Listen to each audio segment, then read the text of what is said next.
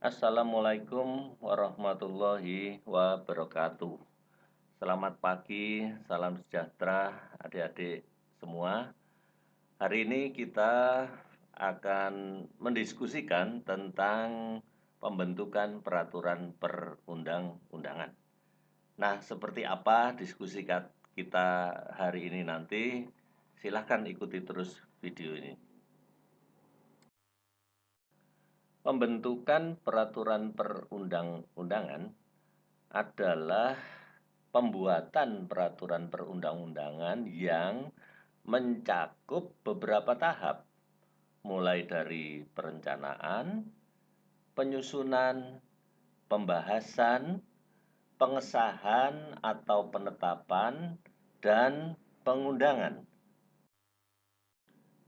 Hal-hal yang berkaitan dengan peraturan perundang-undangan secara lengkap diatur dalam Undang-Undang Nomor 12 Tahun 2011 tentang peraturan perundang-undangan. Jadi dari sisi hukum, ilmu tentang pembuatan peraturan perundangan itu kita kenal dengan legal drafting, tepatnya legislative drafting. Nah, berbeda dengan kita sebagai dokter hewan. Sebagai dokter hewan, kita juga harus menguasai ilmu tentang kontrak drafting, ya. Kenapa demikian? Karena dokter hewan itu banyak pekerjaan yang mesti dilakukan untuk membuat peraturan, ya. Jadi praktek hukum untuk membuat peraturan yang kita kenal dengan kontrak drafting itu antara lain bisa berupa persetujuan tindakan medik yang kita buat bersama klien. Di samping itu juga kita bisa membuat perjanjian kerjasama penyeliaan dengan paramedik. Itu memang tugas kita. Bisa jadi kalau dengan lembaga yang berbeda, kita membuat memorandum of understanding. Atau juga dengan sebuah instansi, kita membuat memorandum of agreement.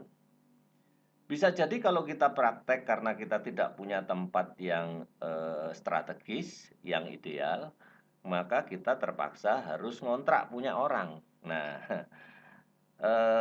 perjanjian kontrak yang kita buat itu juga termasuk kontrak drafting. Jadi ringkas cerita, semua praktek hukum untuk membuat perjanjian atau peraturan ya di antara para pihak itu kita kenal dengan kontrak drafting. Adik-adik yang saya banggakan, saat ini terdapat bermacam-macam perjanjian. Jadi contohnya surat perjanjian jual beli, ada perjanjian sewa beli, perjanjian sewa menyewa, perjanjian borongan pekerjaan, perjanjian meminjam uang, perjanjian kerja, dan sebagainya. Nah, mengenai surat perjanjian kesepakatan, sesungguhnya ada dua jenis yang umum digunakan. Yang pertama adalah surat perjanjian kesepakatan yang autentik. Nah, biasanya melibatkan atau dihadiri oleh pejabat pemerintah yang ditunjuk sebagai saksi. Yang kedua adalah surat perjanjian di bawah tangan, yaitu dia tidak mengikut sertakan saksi dari pejabat pemerintahan. Lalu apa sih sesungguhnya fungsi dari perjanjian itu? Nah, selain sebagai bukti otentik ya, maka surat perjanjian yang dibuat itu merupakan kesepakatan yang memiliki fungsi seperti pertama, menjamin ketenangan bagi para pihak yang melakukan perjanjian kesepakatan. Ya karena sudah ada yang tertulis, jadi kalau ada apa-apa rujukannya jelas. Kemudian yang kedua adalah dapat digunakan untuk mengetahui, karena di sana pasti memuat hak dan kewajiban antara para pihak yang membuat perjanjian itu. Kemudian yang ketiga adalah dapat menghindari perselisihan dari pihak-pihak yang tentu terlibat di dalam penyusunan perjanjian. Karena kalau ada perbedaan pendapat, ya kita kembali kepada bunyi perjanjiannya seperti apa. Kemudian yang keempat, paling tidak adalah mempermudah cara penyelesaian masalah sesuai dengan hukum yang berlaku. Adik-adik sekalian, kita sebagai dokter hewan tentu saja masuk sebagai tenaga kesehatan.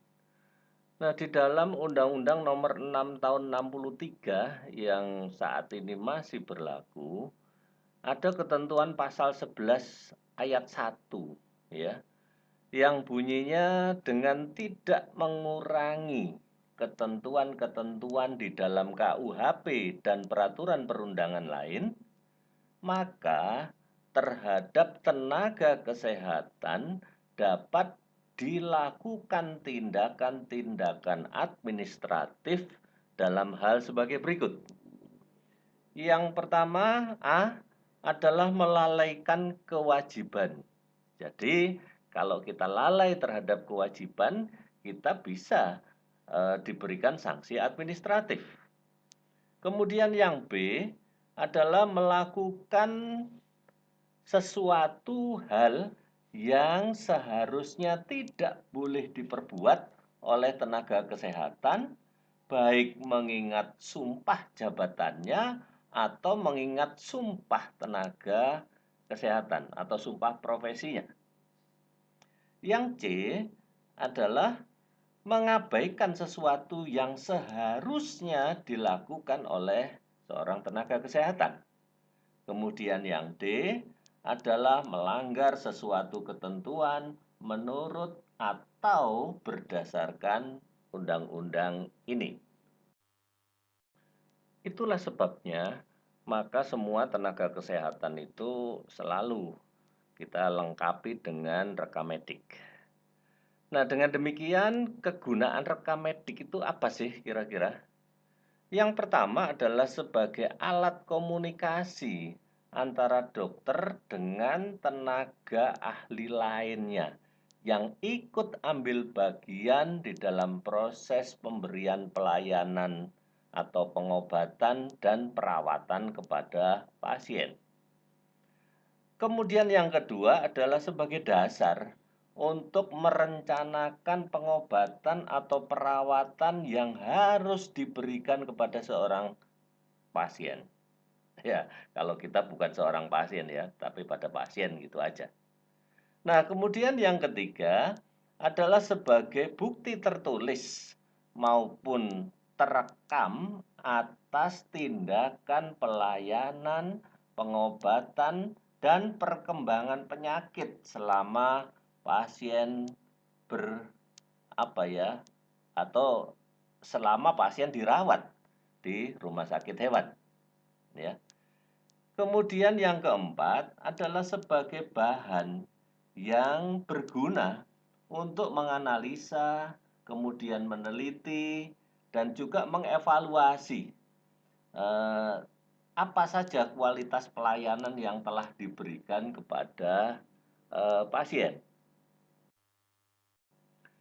Selanjutnya yang kelima adalah melindungi kepentingan hukum bagi siapa saja yang terlibat, ya, termasuk pasien, kemudian rumah sakit hewan, maupun dokter dan paramedik lainnya.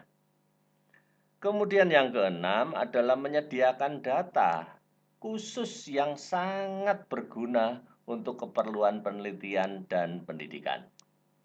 Kemudian yang ketujuh, ya, sebagai dasar di dalam perhitungan biaya.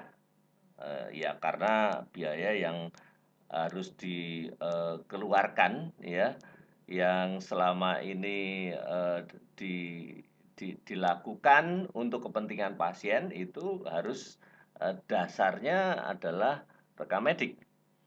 Kemudian yang kedelapan adalah menjadi sumber kegiatan yang harus dikomunikasikan serta sebagai bahan pertanggungjawaban bahkan juga sebagai laporan, ya.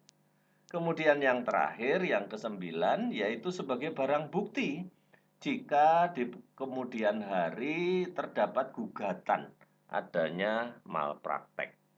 Jadi sesungguhnya rekam medik ini kegunaannya sangat banyak sekali. Nah, sekarang sampailah kita pada legislative drafting, ya. Tadi di awal kita sudah bahas sedikit apa sih sebetulnya legislative drafting itu. Jadi legislative drafting adalah merupakan satu konsep dasar tentang penyusunan peraturan perundangan yang sudah barang tentu berisi ada naskah akademik hasil kajian ilmiah, kemudian juga ini merupakan bahan-bahan, ya, atau naskah awal peraturan perundangan itu diusulkan. Kemudian lalu apa sebetulnya pembentukan peraturan perundangan? Saya kira tadi di awal kita juga sudah bahas bahwa pembentukan peraturan perundangan itu adalah satu proses, ya. Proses dengan tahapannya cukup panjang, dimulai dari perencanaan, persiapan, teknik penyusunan, kemudian perumusan, pembahasan, pengesahan, dan pengundangan serta penyebar luasan. Jadi ini sebetulnya ruang lingkupnya sampai sejauh itu.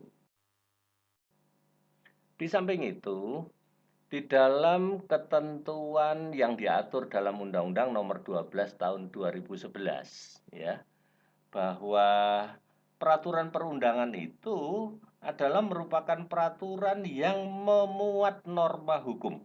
Sekali lagi, memuat norma hukum yang mengikat secara umum dan dia juga dibentuk dan ditetapkan oleh lembaga negara atau pejabat yang berwenang melalui prosedur yang telah ditetapkan di dalam peraturan perundang-undangan. Agar prosedurnya itu berjalan secara matang, ya, maka di dalam ketentuan umum Undang-Undang 12 2011 juga diatur ada yang disebut dengan program legislasi nasional.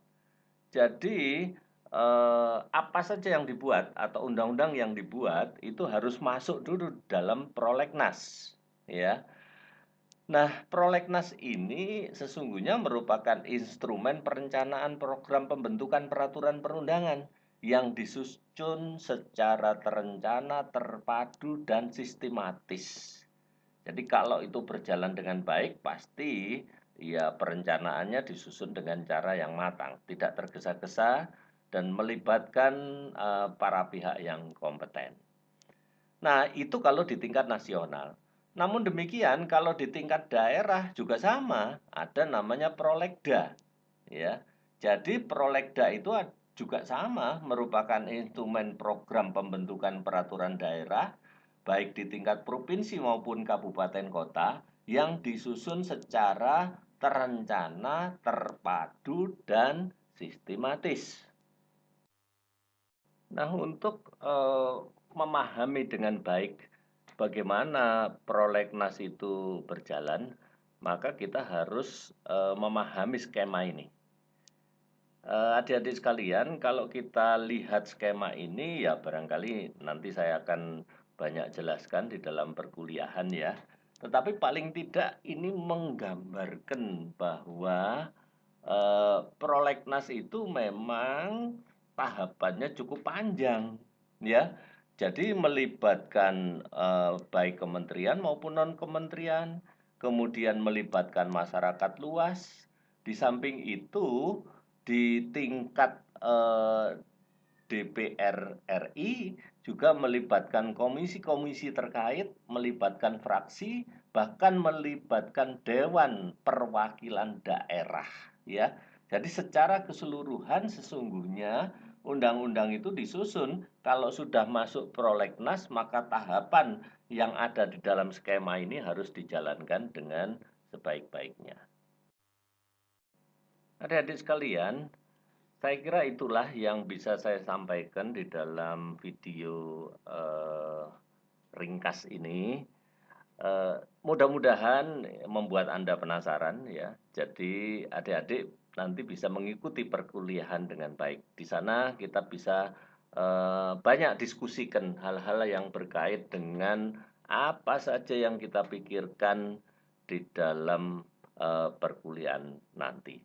Saya kira demikian. Terima kasih atas perhatian. Mohon maaf atas segala kekurangan. Wassalamualaikum warahmatullahi wabarakatuh.